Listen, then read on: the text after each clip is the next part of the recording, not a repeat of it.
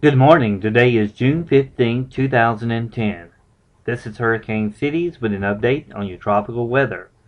NVEST 92L, located 1,100 miles east of the Lesser Antilles, may be close to tropical depression strength.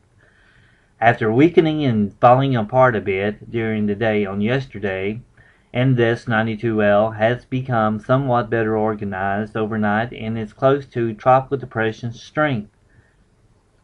This disturbance was located 1,100 miles east of the Lesser Antilles this morning. Wind shear values show that NVEST 92L is somewhat in favorable environment. However, wind shear values will increase to 30 to 50 knots and should start tearing it apart on Wednesday.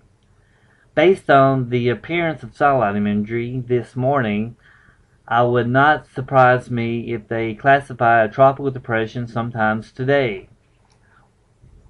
With that being said, the tropical depression, if classified today, will be short-lived as wind shear will try to take it apart starting on Wednesday. It should be noted that NVEST 92L is right on the borderline of favorable and unfavorable wind shear conditions during the middle and the latter part of this week. My guess is that it will become heavily impacted by shear as it heads into the latter part of Wednesday and Thursday, and any development that does occur today will quickly be reversed. This system should be affecting the Leeward Islands by the end of this week, and then the islands of Puerto Rico and Hispaniola by the weekend. At the very least, expect heavy rainfall and the threat of flash flooding across these areas this weekend. This is potentially very bad news for the recovery efforts in Haiti. All interests along the Leeward Islands and Puerto Rico, Hispaniola, should keep a very close watch of this system. Even if 92L does not develop, it is simply disturbing and scary to see an African wave train active this early in the hurricane season. I am very confident that we are in for a hell of a hurricane season this year, and all signs are there for a hyper active season. Elsewhere in the tropics, I am keeping a close eye on a wave that is now in the far eastern Atlantic. This wave will be watched very closely for signs of development over the next few days. Current wind shear is showing better and better environment conditions as this wave travels into the farther west.